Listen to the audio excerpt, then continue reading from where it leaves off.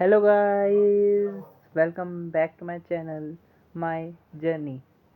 आज मैं आपको पढ़ाने वाला हूँ क्लास 11th का चैप्टर 1। ठीक है, तो इस चैप्टर का नाम है हमारा, ठीक, तो ये हमारी फर्स्ट यूनिट है। इसका मैं चैप्टर पढ़ाने वाला हूँ आपको, लिविंग वर्ल्ड। तो अब देखते हैं इसमें क्या है। तो अपनी कॉपीज़ और पेन निकाल लीजिए। अब हम पढ़ना शुरू करते हैं। तो जो भी मैं इसमें बताने वाला हूँ ये सब एनसीईआरटी बेस्ड होगा, और जितना भी होगा ये सब आपके नीट रेलिवेंट होगा। और मैं ये भी बताऊंगा कि 2026 में कहाँ कहाँ से क्वेश्चन आए थे। ठीक है, तो अब स्टार्ट करते हैं। तो पहली चीज़ है कि बायोलॉजी क्या है। बायोलॉजी क्या है? बायोलॉजी एक साइंस है, लाइफ फॉर्म। बायोलॉजी साइंस है लाइफ फॉर्म की, और साइंस है बायोलॉजी हमारी लिविंग प्रोसेसेस की। ठीक है, बायोलॉजी साइंस है लाइफ फॉर्म और लिविंग प्रोसेसेस की। ये समझ आ गया आपको? अब इसका मतलब क्या हुआ कि जब जो बायोलॉजी है वो साइंस है एक तरह से, और वो लाइफ फॉर्म और लिविंग प्रोसेसेस पे बेस्ड है। ठीक है, तो पहली ये चीज़ है, आपको ये पता होना चाहिए कि ये पूछ सकते हैं, जैसे हमारे नीट में ये पूछ सकते हैं कि बायोलॉजी किस चीज़ की साइंस है। ठीक है, फिर अब हमारे साइंटिस्ट के बारे में दे रखा है इस चैप्टर में। आप अपनी बुक्स खोल लीजिएगा, मैं आपको बताऊंगा।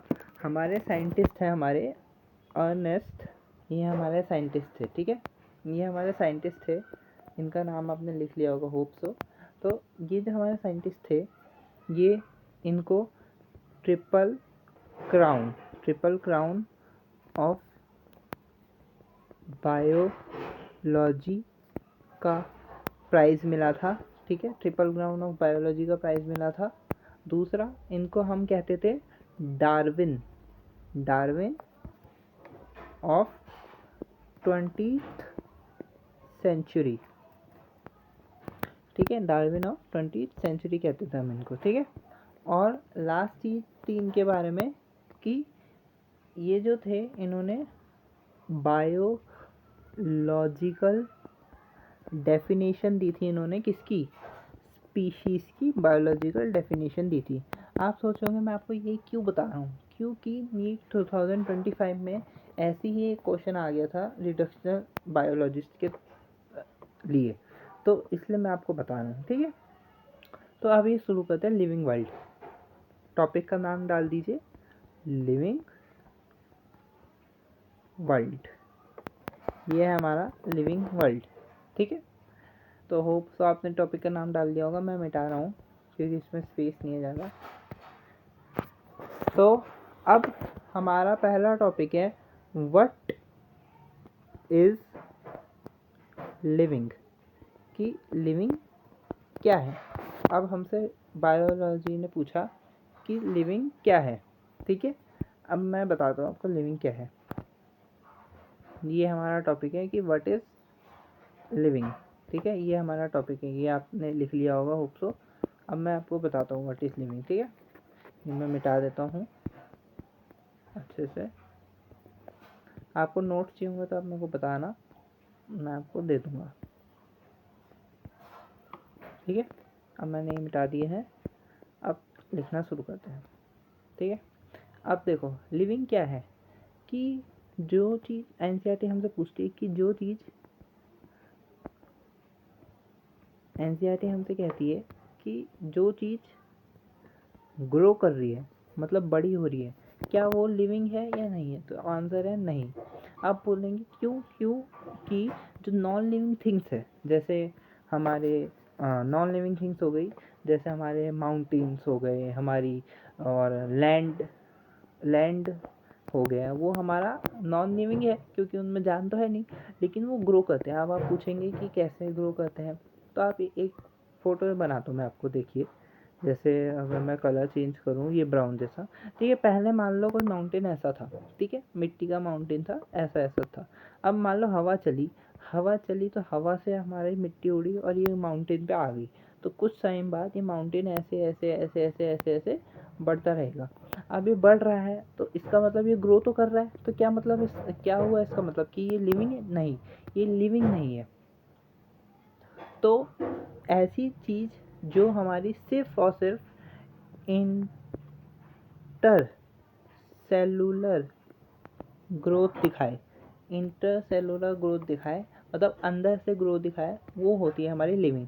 तो हम एनसीईआरटी कहती है कि growth is not a defining feature. Growth is not a defining feature of living। ठीक है, कि मतलब हमारा ग्रोथ जो है वो एक डिफाइनिंग फीचर नहीं है लिविंग ऑर्गेनिज्म का। क्यों? क्योंकि ये मैंने बता दिया आपको कि नॉन लिविंग करेक्ट और जो नॉन लिविंग थिंग्स होती है वो भी ग्रो करती है। अब कलर चेंज कर देता हूँ मैं। और अब है दूसरा रिप्रोडक्शन। अब आप पूछेंगे ये तो पक्का से पक्का हमारा एक अच्छे वो होगा, डिफाइनिंग फीचर होगा रिप्रोडक्शन। लेकिन हमारी एनसीईआरटी कहती है कि जो हमारा रिप्रोडक्शन है वो भी एक डिफाइनिंग फीचर नहीं है।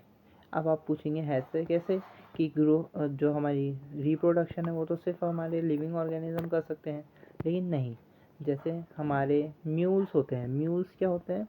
डोंकी का मिक्स ब्रीड होता है म्यूल्स, डोंकी और हॉर्सेस का मिक्स ब्रीड होता है म्यूल्स। इनफर्टाइल ह्यूमंस और मेल हनी बी और हमारे इनफर्टाइल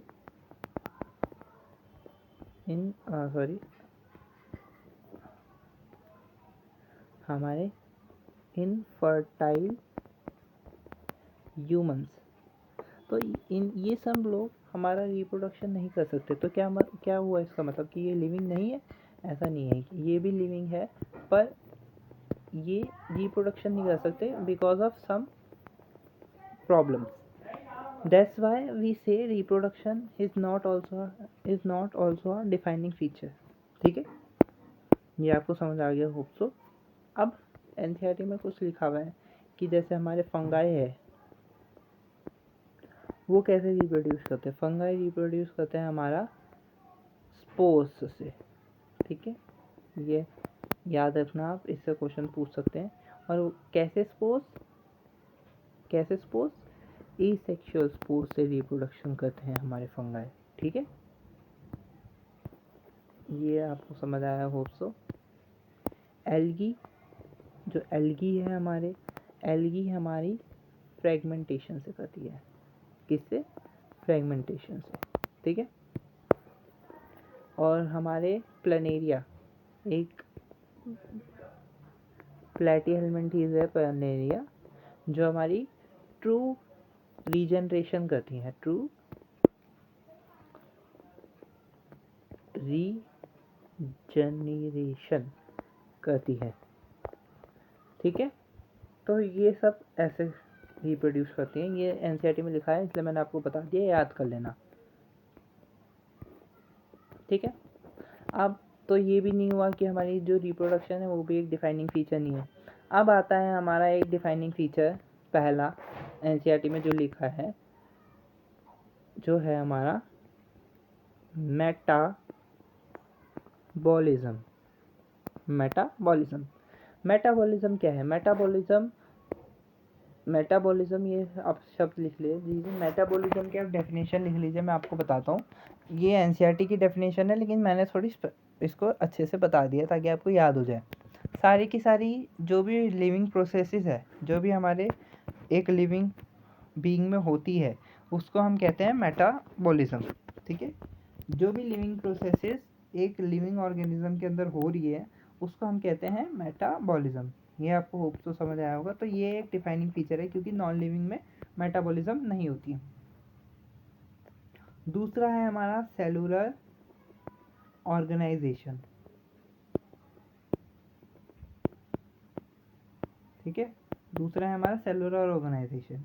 मतलब कि जो हमारी सेलुलर ऑर्गेनाइजेशन का मतलब सेल्स हमारे नॉन लिविंग में नहीं होते हैं, इसलिए ये भी एक डिफाइनिंग फीचर है। ठीक है। और एक हमारी क्वेश्चन आता है बहुत फेमस इन एनसीईआरटी का, कि जो हमारे टिश्यू के जो फीचर्स होते हैं वो उनके नॉर्मल फीचर नहीं होते। जैसे हम मान लीजिए कि एक ह्यूमन है, एक ह्यूमन का नॉर्मल फीचर क्या है, ब्रीथ करना, ठीक है, रिप्रोड्यूस करना, ये इसका नॉर्मल फीचर है। लेकिन जो टिश्यू है उसका ये इन सब नॉर्मल फीचर नहीं होता। जब वो दूसरे टिश्यूज़ के साथ इंटरेक्ट करता है तब उसमें ये कैरेक्टरिस्टिक फीचर आते हैं। ये एक क्वेश्चन आ सकता है। ठीक है। अब है आपकी डाइवर्सिटी कितनी है हमारे अर्थ में। तो हमारे एनसीईआरटी के हिसाब से 1.7 से 1.8 मिलियन डाइवर्सिटी है हमारी अर्थ में। इसको हम कहते हैं बायोडाइवर्सिटी। ठीक है।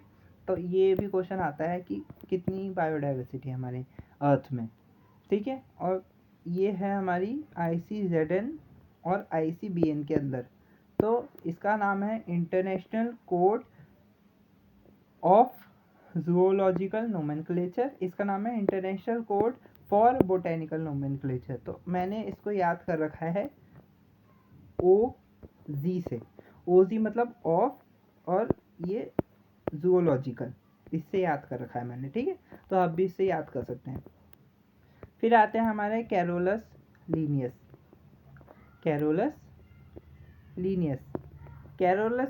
जो थे हमारे साइंटिस्ट, उन्होंने क्या किया था, उन्होंने हमारा